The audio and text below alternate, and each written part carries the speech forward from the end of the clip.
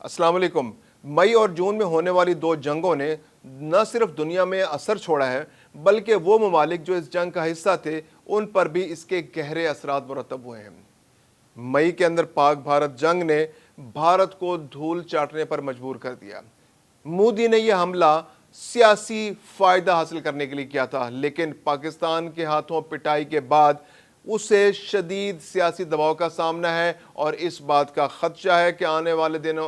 दिनों में जो इलेक्शंस होंगे उसमें मोदी को शिकस्त का सामना करना पड़ सकता है। दूसरी जानिब इसराइल के नेतन्याहू ने ईरान पर इसलिए हमला किया कि वो सियासी पॉपुलैरिटी खो रहे थे और वो चाह रहे थे कि ईरान पर हमला करके वो ज़्यादा से ज़्यादा सियासी पॉपुलैरिटी हासिल करें और जल्द इलेक्शन कराकर वाज़ेह अक्सरियत हासिल करें ताकि आने वाले दिनों में उन्हें सियासी फ़ायदा हो सके। दूसरी जानिब अमेरिका भी इस सारी सूरत हाल का फ़ायदा उठाना चाह रहा था।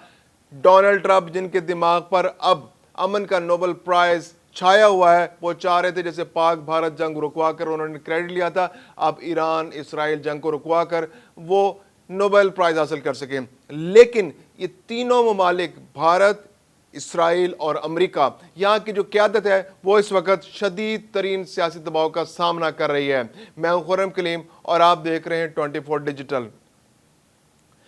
बात करें सबसे पहले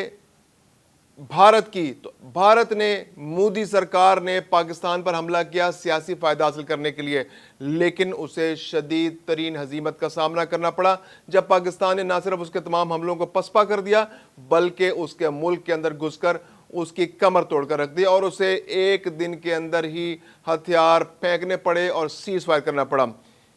इसराइल के नेतन्याहू ने भी अपने मुल्क के अंदर सियासी पॉपुलैरिटी गेन करने के लिए ऐसी हरकत की और ईरान पर हमला किया। नेतन्याहू बहुत अरसे से सियासी दबाव का शिकार थे, उन पर बहुत सारे केसेस बन चुके हैं, उन्हें आलमी दहशतगर्द करार दिए जाने के खतरात मौजूद हैं, करप्शन के भी उन पर चार्जेस हैं और आने वाले इलेक्शंस में उनको अपनी शिकस्त वाज़ेह नजर आ रही थी। उन्होंने कहा कि हमें ऐसी सूरत हाल में पॉलिटिकल माइलेज के लिए एक ब्रीदिंग स्पेस चाहिए और इसके लिए उन्होंने इंतखाब किया ईरान पर हमले का। गज़ा का तो वो मुकम्मल सफाया तकरीबन कर चुके हैं, यानी उस गज़ा शहर के अंदर, गज़ा के इलाके के अंदर कोई एक इमारत भी ऐसी नहीं बची जो इस वक्त अपनी सही हालत में मौजूद हो। तामीर नौ का तो सवाल ही पैदा नहीं होता। अगर किसी बिल्डिंग की रिकंस्ट्रक्शन की कोशिश की जाती है तो इसराइली तैयारी दोबारा हमला करके उसको तबाह कर देते हैं। अब तक 56,000 से ज़ायद अफराद शहीद हो चुके हैं। जो लोग लापता हैं उनका कोई अंदाज़ा नहीं है, मुमकिन उनकी तादाद लाखों में हो। नुकसान इससे बहुत बड़ा हो सकता है। 56,000 अफराद वो हैं जिनके शहीद होने की बाकायदा तहरीरी तौर पर तस्दीक मौजूद है। हज़ारों बच्चे भी इसमें शामिल हैं। रोज़ाना 66 बच्चे ग़िज़ाई किल्लत का सामना करने की वजह से शहीद हो रहे हैं। रोज़ाना 122 बच्चों का अस्पताल लाया जाता है ग़िज़ाई किल्लत की वजह से उनमें जो बीमारियाँ पैदा हो रही हैं, क्योंकि इसराइल ने गज़ा के लोगों पर ग़िज़ा का रास्ता भी रोक दिया है, उनके लिए ग़िज़ा लाना भी वहाँ मुमकिन नहीं है। ये सारी सूरत हाल है जिसमें नेतन्याहू सियासी पॉपुलैरिटी गेन करने के लिए कोशिश कर रहे थे। जो हालिया सर्वे है उसने साबित कर दिया है कि नेतन्याहू अपनी पॉपुलैरिटी, जो उन्होंने पॉपुलैरिटी गेन करने की कोशिश की थी, ये ईरान की जंग भी उनके मुंह पर पड़ी है।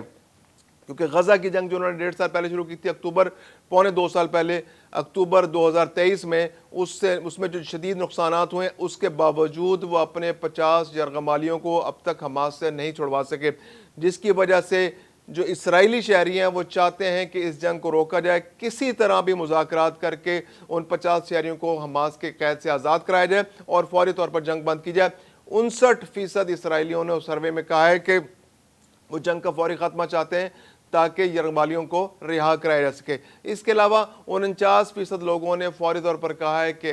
किसी भी जंग को फौरी तौर पर रोका जाए, गज़ा के अंदर भी जंग को रोका जाए, क्योंकि ईरान के साथ होने वाली जंग में ये बहुत क्लियर कट मैसेज इसराइल की आवाम को मिला है कि उनको जवाबी रद्द-ए-अमल का सामना करना पड़ सकता है और उसमें उनकी ज़िंदगी भी मुतासर होगी, उनके अमलाक भी मुतासर होंगे और उनकी जानों को भी ख़तरा है और उनके बच्चे भी शिकार हो सकते हैं उसी तरह की एट्रॉसिटी का जो इसराइली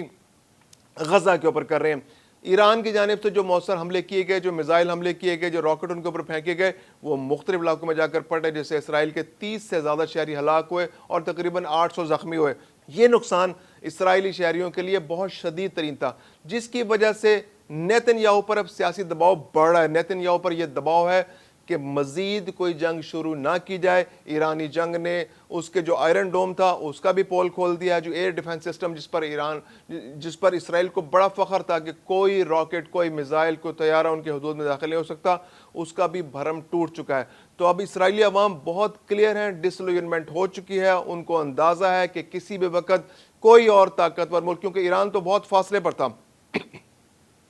اگر کوئی پڑوسی ملک اسی طرح سے اسرائیل پر حملہ کرتا ہے، اتنی شدت سے حملہ کرتا ہے جتنا ایران نے کیا تھا، تو وہ بہت زیادہ لیتھل ہو سکتا ہے، اس میں اسرائیل کا بہت بڑے پیمانے پر نقصان ہو سکتا ہے۔ تو اس لیے نیتن یاہو کی حکومت اب شدید ترین سیاسی دباؤ کا شکار ہے۔ رجیم چینج، جو ایران پر رجیم چینج کے لیے حملہ کیا گیا تھا، اب عین ممکن ہے کہ وہ رجیم چینج کا سامنا نیتن یاہو کو خود کرنا پڑے، اور وہ ان کی حکومت کمزور ہو کر کہیں خود نہ گر جائے، یا پھر اسرائیل کے اندر سے ایسی آوازیں اٹھنے لگیں، وہاں پر ایسی کوئی تحریک جنم لے لے جو نیتن یاہو کی حکومت کو ختم کر دے اور اس جنگ کا بھی خاتمہ کر دے۔ تیسری جانب امریکہ نے بھی اس جنگ میں سیاسی مقاصد کے لیے شرکت کی۔ امریکہ کو اندرونی طور پر بھی یہودی لابی کی جانب سے بھی دباؤ کا سامنا تھا کہ اسرائیل کی ہر ممکن مدد کی جائے۔ ڈونلڈ ٹرمپ جو ہے وہ ایک تاجر آدمی ہے، وہ تجارت کرنا چاہتے ہیں، وہ چاہتے تھے کہ جس طرح سے سعودی عرب، قطر اور متحدہ عرب امارات اور دیگر ممالک کے ساتھ امریکہ تجارت کر رہا ہے، اسی طرح ایران کے ساتھ بھی اس کے معاہدے ہوں اور وہ تجارت کر سکیں۔ امریکہ اس جانب آگے بڑھ بھی رہا ہے۔ امریکہ نے ایران کے ساتھ ٹریک 2 کے ذریعے، بیک ڈور کے ذریعے رابطے بحال رکھے ہوئے، اور کسی بھی وقت مذاکرات دونوں ممالک کے درمیان شروع ہو سکتے ہیں، جس میں ایران کے اوپر سے سینکشنز میں نرمی ہو سکتی ہے، ایران کو تیل بیچنے کی اجازت مل سکتی ہے، ایران امریکہ کو بھی تیل بیچ سکتا ہے، ایران چین کو بھی تیل بیچ سکتا ہے، اور باقی ممالک جو ایران سے تیل خریدنا چاہ رہے ہیں ان کو بھی اجازت مل سکتی ہے کہ وہ ایران سے تیل خرید لیں۔ لیکن جو امریکہ کے اندر جو اسرائیل نواز لابی جو موجود ہے، وہ اس کی جانب سے ڈونلڈ ٹرمپ کو شدید مزاحمت کا سامنا کرنا پڑا ہے۔ یہ پہلا موقع ہے کہ ڈونلڈ ٹرمپ کی حکومت کو میڈیا پر آ کر ان کے اہلکاروں کو وضاحتیں پیش کرنی پڑ رہی ہیں، ان کو ایران پر حملے کے حوالے سے وضاحتیں پیش کرنا پڑ رہی ہیں، ان کو ایران کے جو ایٹمی جو ریئیکٹرز ہیں اس کو تباہ کرنے پر کے حوالے سے جو امریکہ نے اس پر حملے کیے تھے اور دعویٰ کیا تھا کہ اس کو مکمل تباہ کر دیا گیا ہے، تو اس کے بارے میں بھی ان کو وضاحتیں پیش کرنی پڑ رہی ہیں کہ اب ایران کے پاس یورینیم افزودگی کی صلاحیت موجود نہیں ہے۔ اندرونی طور پر اسرائیل نواز لابی جو ہے وہ ڈونلڈ ٹرمپ کے خلاف ایکٹیو ہو گئی ہے، اور اندر سے ایجنسیاں بھی یہ خبریں لیک کرا رہی ہیں، پھر بہت سارے چینلز ہیں وہ جو خبریں لیک کر رہے ہیں کہ ایران کے پاس اب بھی افزودہ حالت میں یورینیم موجود ہے اور وہ کسی وقت بھی ایٹم بم بنا سکتا ہے۔ IAEA کا رویہ بھی اس موقع پر کافی مشکوک ہے۔ IAEA کے سربراہ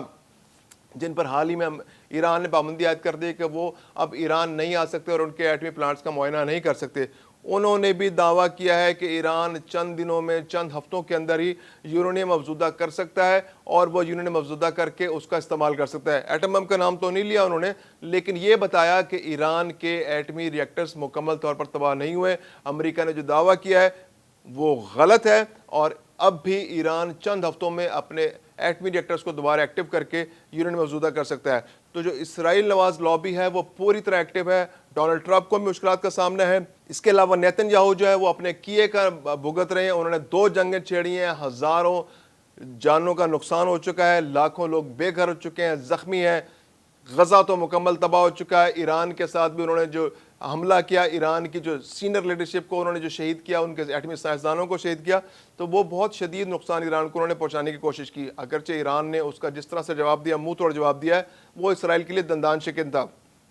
تو اب اسرائیل کے نیتن یاہو کو بھی شدید ترین سیاسی دباؤ کا سامنا ہے، اور مودی کا سیاسی دباؤ تو 2 مہینے سے جاری ہے، جب سے انہوں نے پاکستان سے پنگا لیا اور منہ کی کھائی، اس کے بعد سے ان کے اوپر سیاسی دباؤ مزید بڑھ گیا، اور آنے والے الیکشنز میں ممکن ہے کہ اس کا اظہار آپ کو نظر آ جائے۔